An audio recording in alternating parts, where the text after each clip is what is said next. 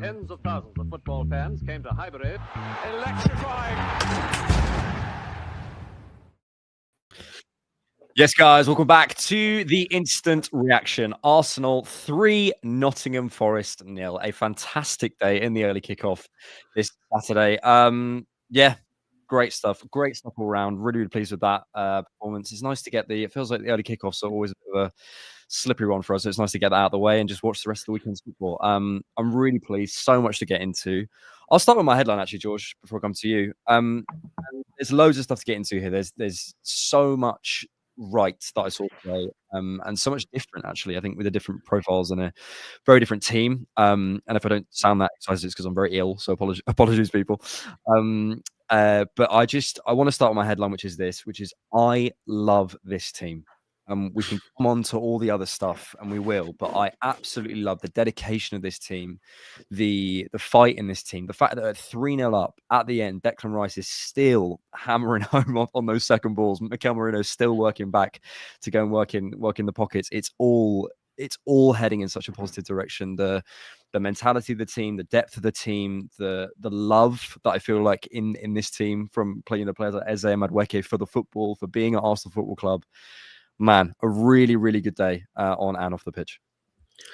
Yeah, I think that it just shows the strength of the squad immensely. I mean, when we sit here and we talk about the pillars of the team, Saka, Saliba, Declan Rice, all out, by every single account, you look over the history of Mikel and what's failed us in the past, 1, 2, 3 of your major pillars, and you're sitting there typically for most teams worried. At the very least, and saying, okay, well, and that's ignoring Forest as an opponent in terms of them being quite difficult against us. I didn't feel stressed. I think that they registered something like 1 shot in the first half. And honestly, my headline is Christian Mascara. I had said it on X, and I know I want to be cognizant. I say this every time with him. He's a defender I love subjectively. So maybe I have a bias. But the level he's been able to show has been incredible. Like, I think he's our most progressive passer. Maybe not carrier, but our most progressive passer from the back. And just the calm, and even the aerial stuff that I saw today, like there was significant improvement in the way that he was attacking his headers and being able to be a little bit more secure, which is a weakness of his that we've seen from the scouted. And I'm pretty scared. I'm not going to lie. I really think he has a part to play this season, and it's beyond just potential cover when we want to. This is a guy that if he continues this kind of a level, mate, like that's a title challenging center back right there. That's your Konate Duolingo replacement off that we've bought for 13 million pounds in Madrid. We stole him from like your backyard. I just think it is an incredible level. The progressive passing, the ability to basically lead our progression from the back and even start to like bait people, the way that we were able to dismantle a really poor Postecoglou press, which is shock. We'll get into that. But Jesus. I just think the way he took responsibility at the back was absolutely incredible. And he started adding some of the things that I think we fell in love with all the stuff we know him to be. And yeah, it's an insanely good level. Level. He was superb today. Like he really, really was. And the scary part as well is all the positives you mentioned. But I can I can still see the weaknesses in his game. Like I could see a couple of moments when Ndoye took him wide and he didn't quite judge those situations. There's a couple of moments you're going, okay. But he's also bailing Gabriel out at points. Like he was the one when the ball goes over the top of him. He's alert to it. I think he stops a moment with Chris Wood or certainly someone on the 6-yard box. The recoveries, he's, as you said, baiting. There was a moment where the forward had got him turned round and he sort of feints to go right and turns left and does him. And he's shown that composure, which is amazing. And really, there's no pressure on Saliba at all. It's just but what it shows is maybe sometimes some of Saliba's way ahead of him in certain areas, but some of it's where I would like to see more from Saliba, and there is in the progression and being a bit braver, and actually in some of the clearances that he played, it wasn't just out; it was out to feet, to Eze or to whoever it might be. He's showing us a different dimension there, which is obviously he's not at Saliba's level yet, but he's showing his different qualities there, which is so exciting. And I mean, this is all, our defense was fantastic today, obviously a clean sheet, but the fact that this is still without Miles and Nkapie and Ben White and yeah, it's like it's just such a just such a good depth. Let's come on to the first half. Yeah, we discussed it there. The Forest press was absolutely abominable. You could probably talk about it in a little bit more detail, but what I saw was a complete disconnection from front to back. And I think if you're centre forward in Chris Wood, there's a clip. If you go on my X page, there's a guy who's broken it down. If your centre forward is in the box pressing my centre back, your centre halves cannot be behind the halfway line. They simply can't be.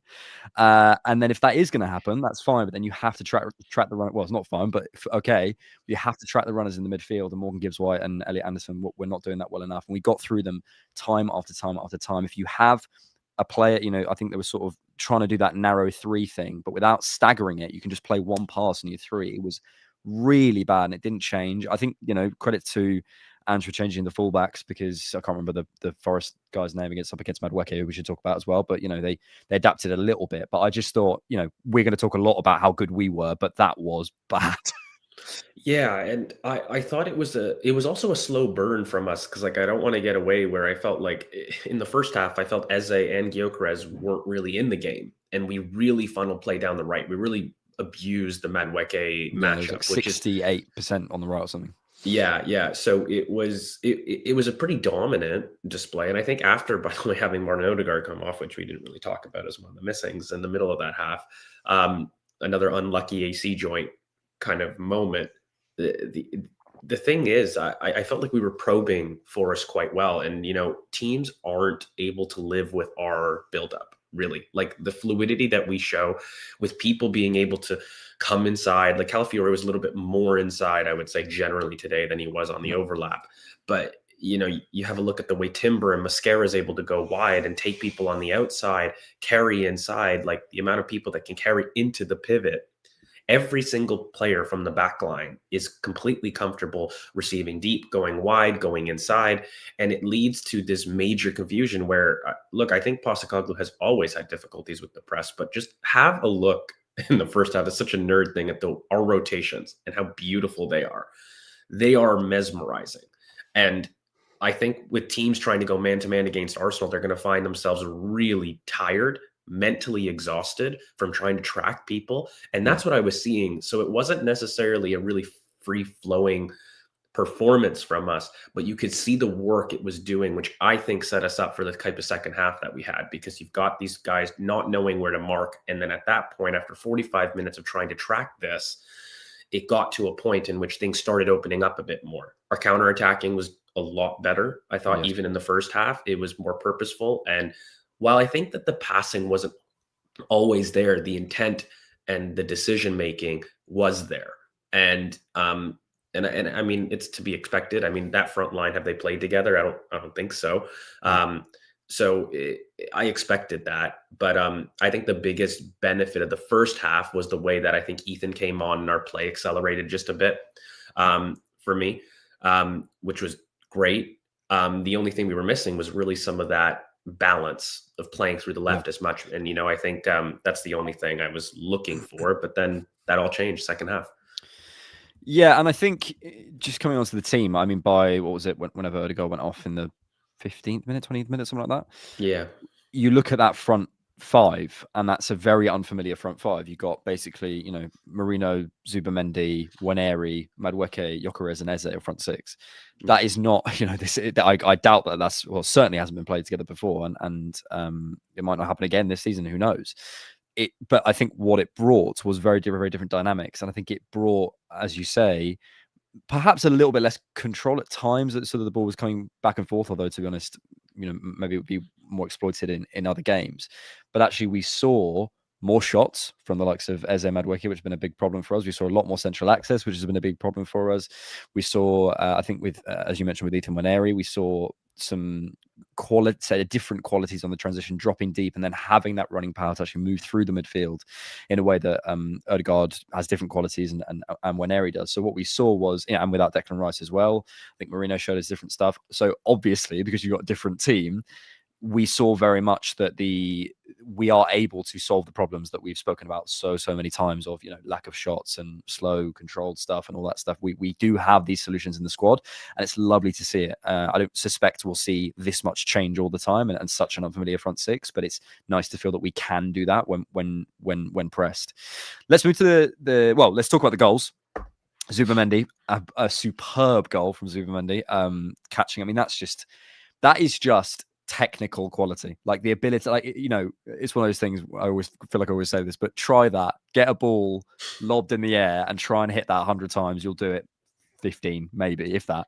It's an unbelievable strike. And yeah, I think it's just technical quality from Zubamendi. Really, I don't have much more to say. But on the Gyökeres goal, that is exactly what I want Gyökeres to be doing.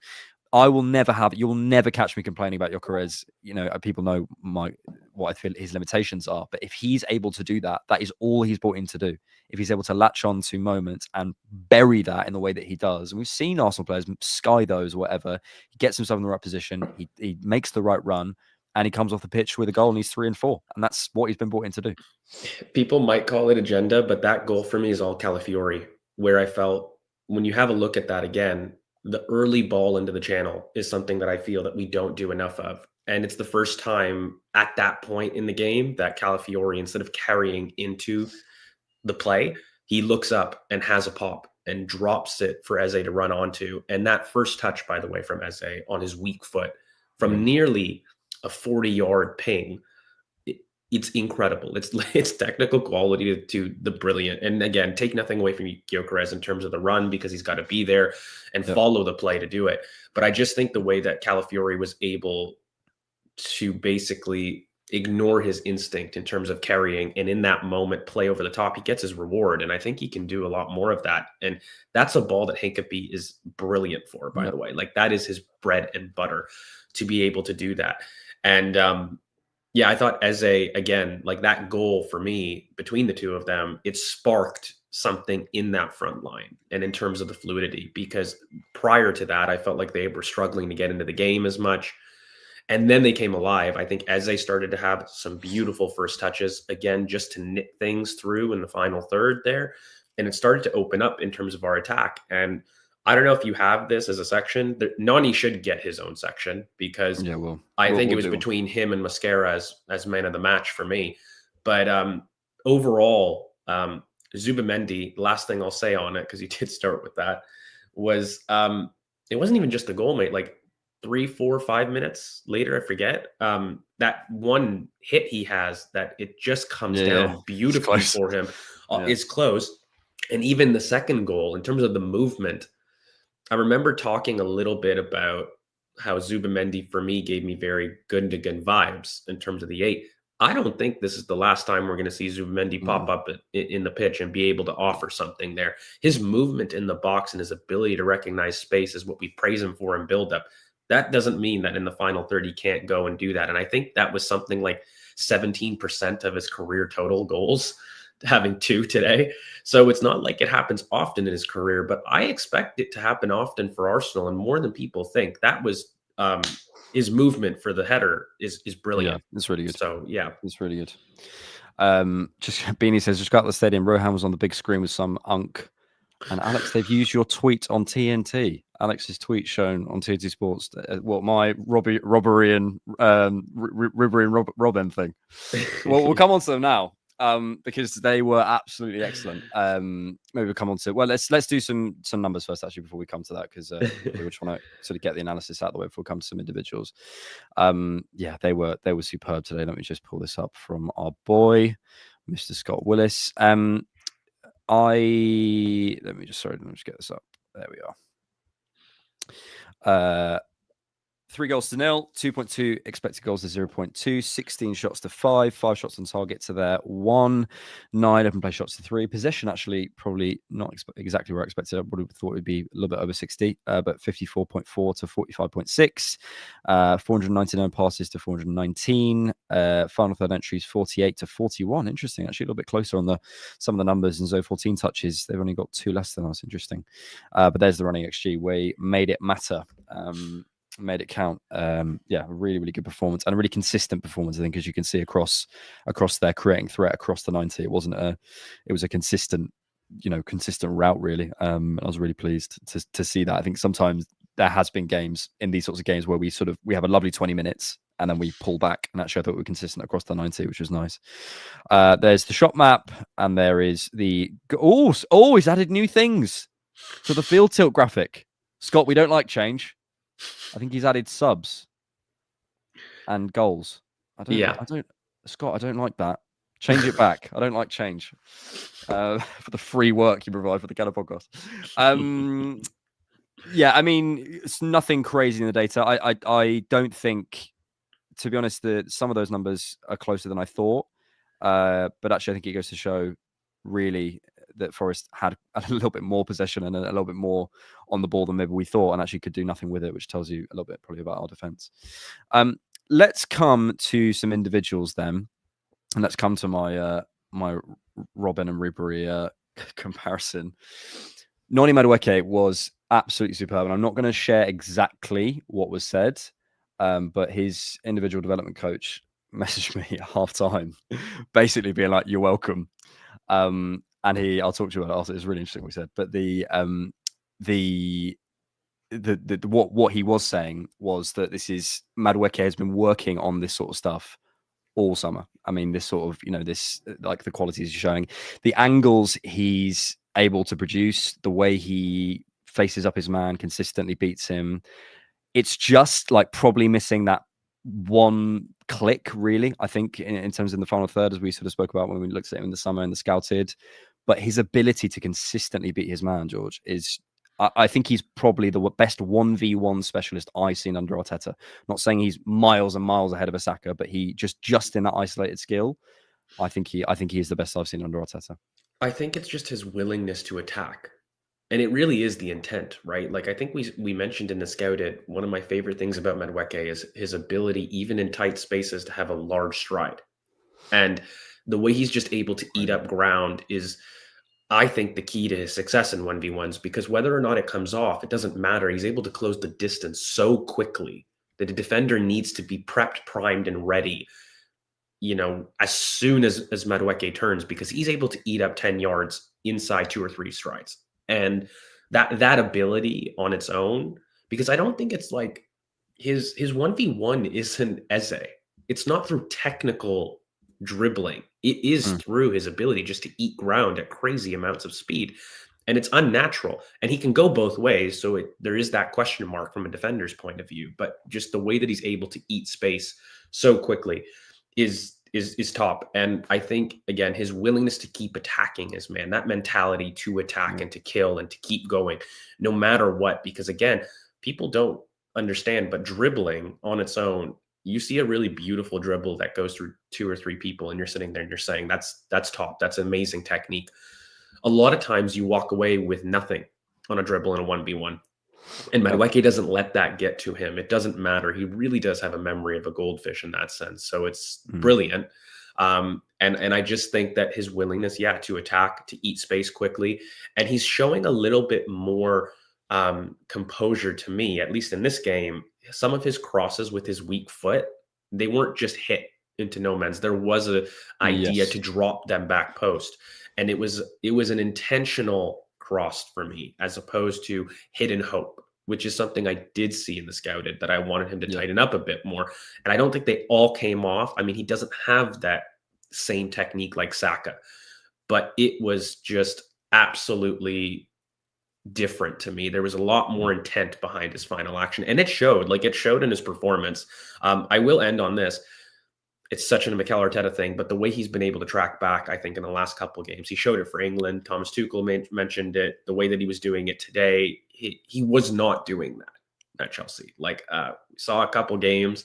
That is a mentality thing. That's something that he's taken on board, and you absolutely have to praise him for it, because he shows this level. You're asking questions, how do we fit him in?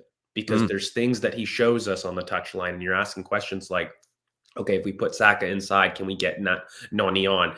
And it's just because of his relentless attitude to beat a man, take you on the outside, take you on the inside, doesn't matter. But eat up ground in transition is something that I think he has more than really any forward we've got. I don't think we've got a forward that can eat ground the way he is. And I think that's where the Leao comparisons that people like to mention with it. I don't know if it's necessarily in the tightness of the dribble or his ability, but the reason he's so successful with winning those 1v1s is that stride, is that ability to close distance and to do it so well in both close quarters, but also in big space.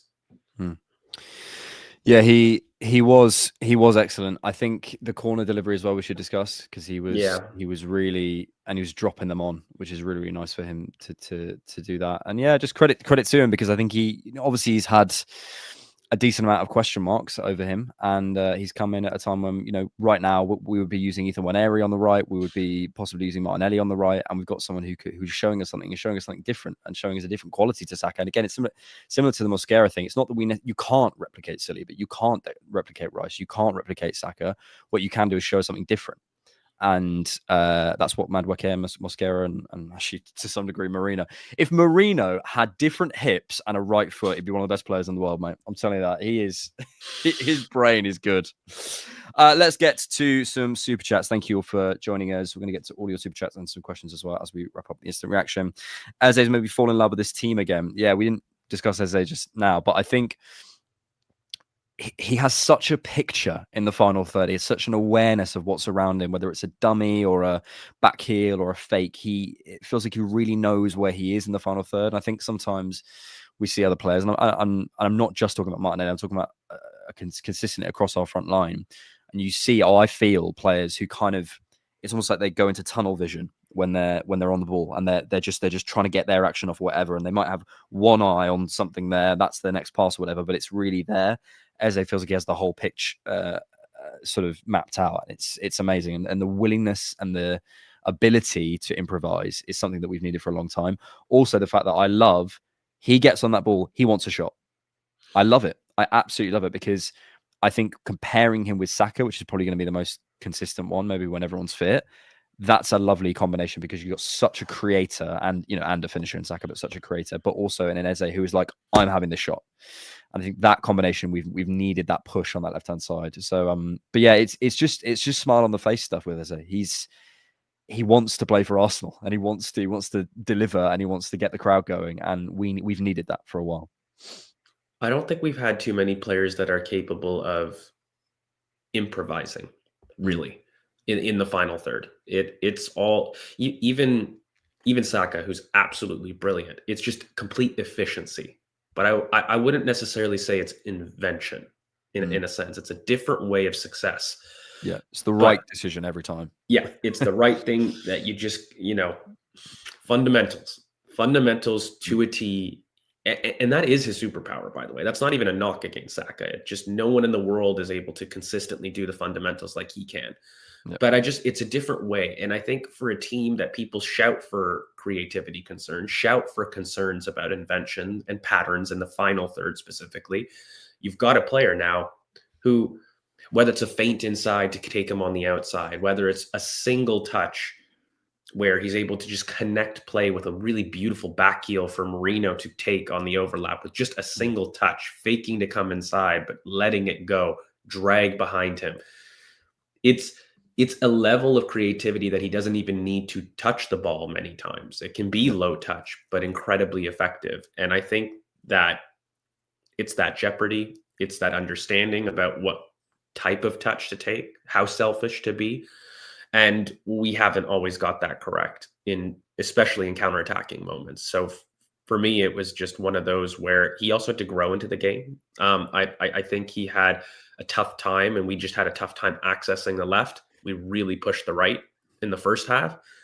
But as the game grew, and I really think that assist to cap it off, I saw a different Eze. It was almost a moment for him personally that I saw. Everything was safe prior to that.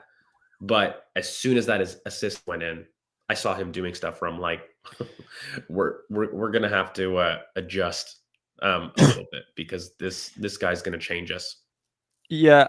I don't know if I agree on the safety. I think he was trying stuff before, but I think your point about everything was going to the right. I think, to be honest, that was more to do with their fullback, who was absolutely pants. We were trying to get there, but yeah, I think once we accessed him and found him, we saw that. So yeah, he was superb today, and yeah, both sides I was really pleased with.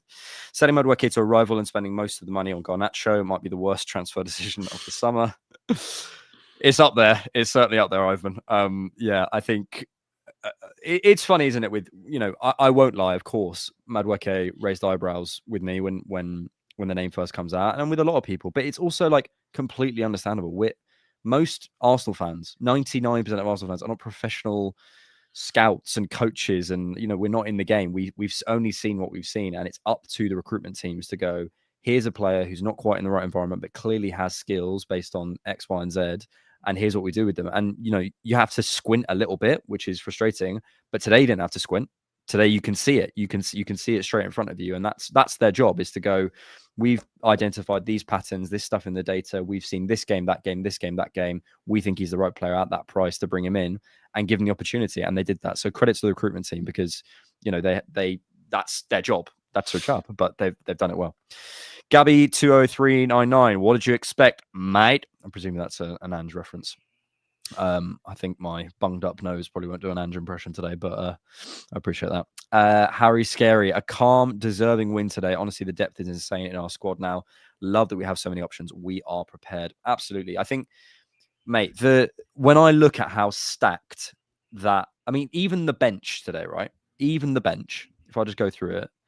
So this is without who? Havertz, without Saka, without Saliba, without Norgard, without Jesus. We still had Kepa, White, Nkapie, Martinelli, Trossard, Waneri, Rice, Lewis Skelly, and Dowman.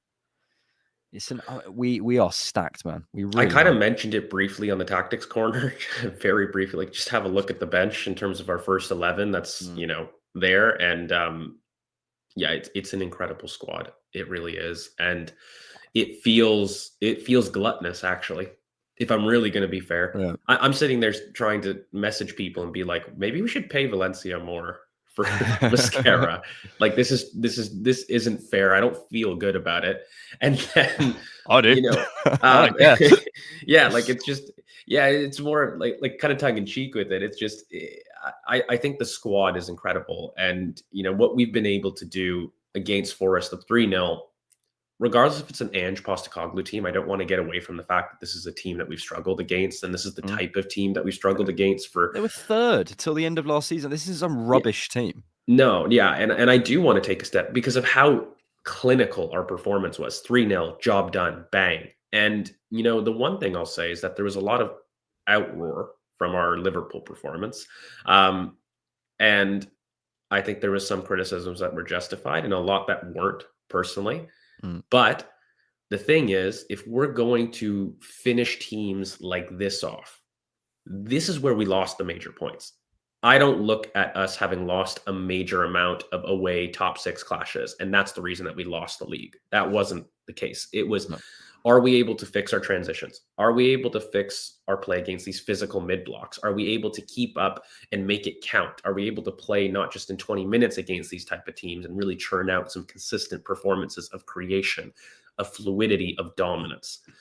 And look, outside the top 6, you've got 5-0 against Leeds. You've got 3-0 against Forest. These are some big score lines. And so I think it's low sample size, but to continue like this is impressive. And I don't want to take away from the team's effort there, because this wasn't easy and we didn't do this enough. This is what we lost the league on. So I'm going to be looking for performances again like this. I'm looking for Villa. I'm looking for us to continue to maintain the level against Fulham and things like this.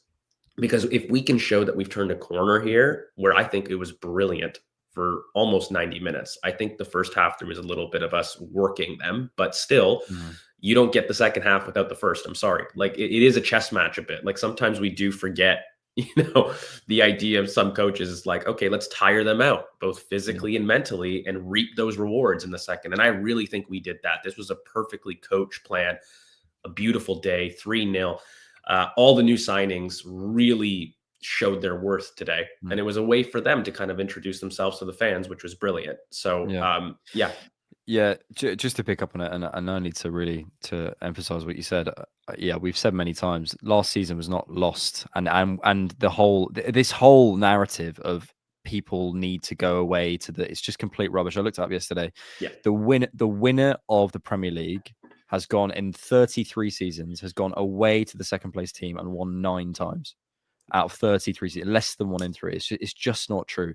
The reason we lost last season is that Fulham game at Craven Cottage, is that Arsenal 0, Everton 0 game, West Ham is the West Ham game, is the Brighton game, is the Villa game. You know, those are the reasons we lost. And you're right, even in a small sample size, I think it's encouraging that against these types of teams who, you know, were not at their races today, and as we spoke about them earlier, but you still have to exploit those, you know, those weaknesses, and we did that, and we haven't done that in the past. So yeah, it's really, really exciting. Mascara was amazing. Noni was eye-popping, great. Zubi and Yok. And a highlight, I saw Rohan in the stands. Rohan's famous. We're in the stands during the transmission. Have picks. Can you send that to us, please, somehow, Michelle? Maybe at the Cannonpod on X. I'd love to spread that far and wide. I really appreciate that. NH23 says, crazy what a functioning left wing can do for a team. Play to Yoker as his strength, and surprise, he scores. So ironic reading media BS on him this week. Yeah, as I said earlier, I know you wanted to focus on Calafiori for that goal, but I think just to look at Yoker as an isolation, as I've said before, the limitations are there, but I will never mind if in these situations he scores. That's what he's here to do. I literally don't care if he has 2 touches all game, if those 2 touches are into the back of the net. Like, it really doesn't bother me. It will bother us, I believe, if we don't use him correctly, and hopefully when Havertz is back, we can use Havertz in the right way in games where we need him. But Gyökeres is going to be a massive asset, and for 55 million, I think we've got something that is a real weapon we didn't have before.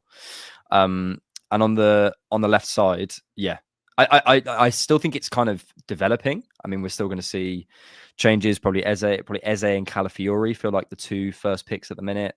Maybe Rice is going to be in there. We haven't seen that pod, I don't think yet. Certainly not start. So we've got some time, but we are seeing the green shoots, really. Talk to me about Calafiori, because we spoke about him briefly earlier. He's a man possessed, man. Something's shifted. I don't know what it is. Maybe I feel like it might be a mental thing. I feel like he might have had a conversation with Mikel over the summer and gone, come on. You know, personally, I also just think, like, himself, like, he has a look at himself, you know, like, that's what I mean. He moved, he moved, like, you know, from Italy, and he didn't really play last year.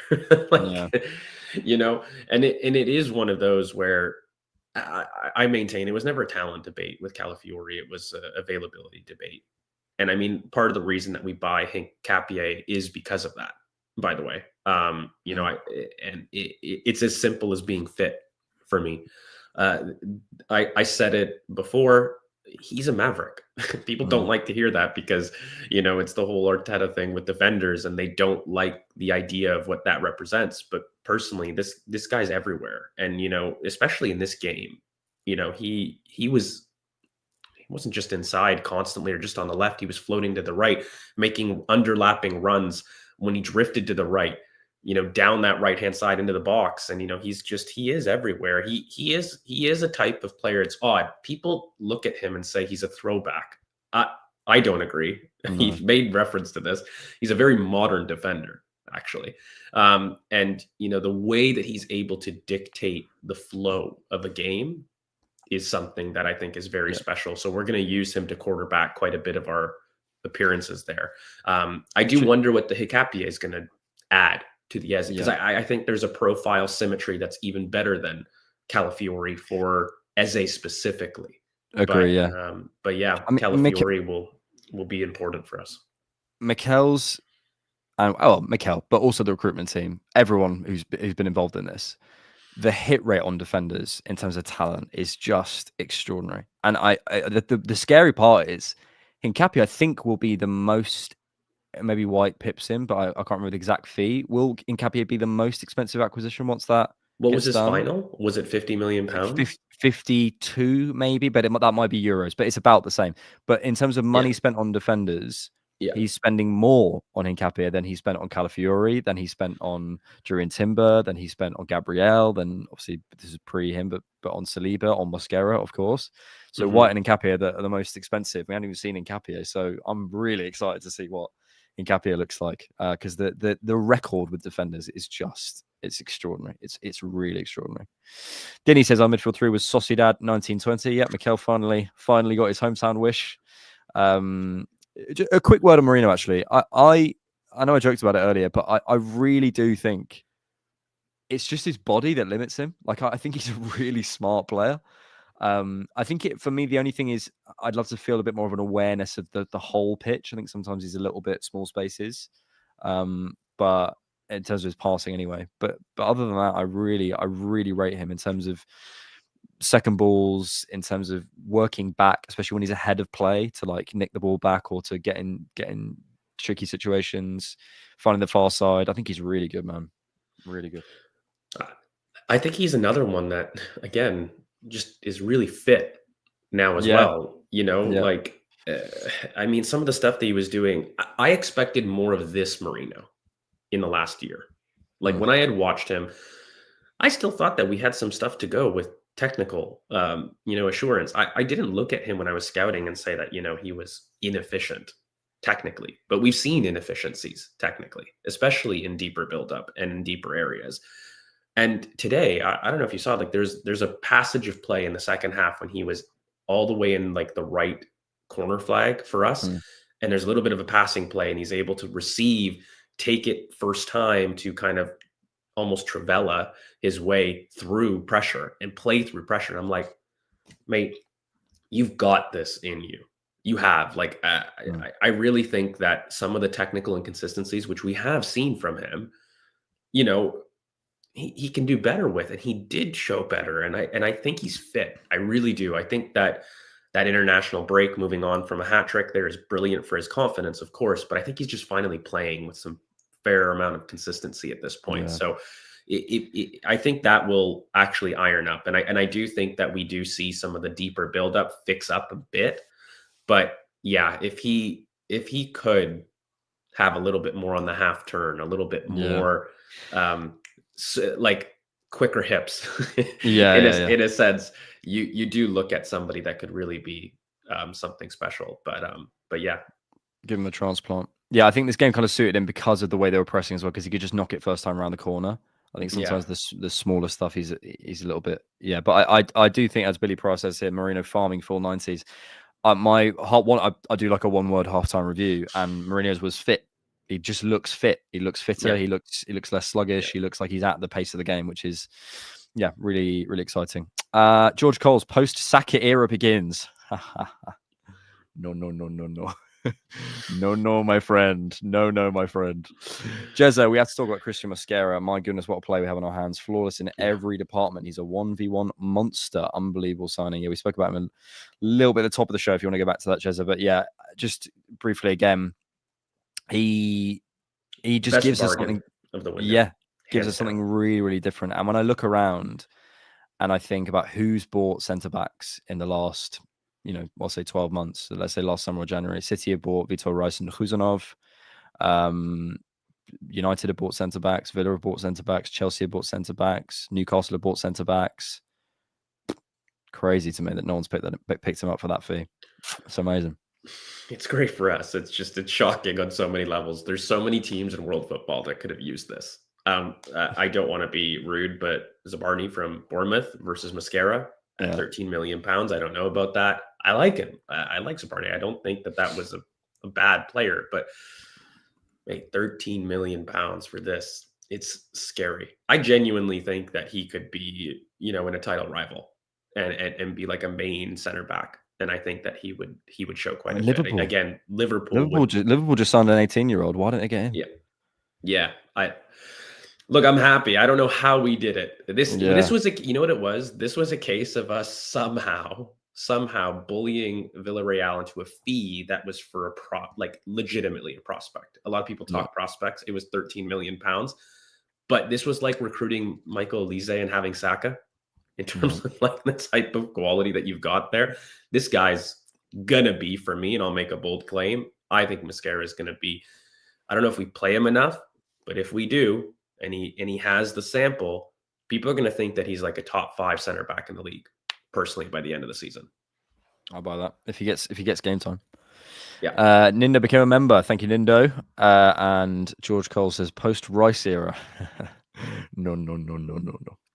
A really good day. Apologies if I haven't been able to convey the emotion because I currently can't breathe out of either of my nostrils. So, but George, a very good day. Very, very good day. 3-0. We move on. Top of the league. Victor Gyökeres, top scorer in the Premier League. Zubimendi, 2 goals. First time in his career. I think he scored 12 professional goals, and 2 of them was today. Madueke, excellent. Eze, home debut. Didn't even have to give a 15-year-old minutes. Didn't even have to do that. Very good. Final thoughts? It's just a great day. And I'll circle back to the team. So many times that we've highlighted like individual performances today, and it's brilliant. But 3-0 against Forest is not an easy game, and we made that look routine. And if we can continue to do that against those physical mid blocks, we're looking at an Arsenal that are Premier League champions. I'll go as far as saying that we can iron this out and make this game normal, and not just the first time that we've seen it this season. We will win the Premier League. It's as simple as that. Yeah, I forgot about this. Raya, 100 games, 42 clean sheets. And Mikel spoke about this in the press conference. Someone was like, that's really good. And he's like, really good? That's the best in the history of the club. It's not really good. It's like literally a record. Fair play. Yeah. He was biting back that press conference. Oh, he was. By the way. It was pretty funny. Yeah. He was. Good for him. Good for him though, because he should. Like it's fair enough. Right. Sorry, forgive me. Hope you're all doing better than me. We'll see you all on the main pod on Monday or Tuesday, whenever that is. We've got loads of content coming for you next week. Enjoy this. Enjoy the win, Gooners. We'll see you next time on the Insurrection. Thank you, George. Thank you, good sir. Thank you so much. And thanks for keeping it Arsenal. Tens of thousands of football fans came to Highbury. This was one kind of queue the ladies thoroughly enjoyed. Electrifying. Inspiration.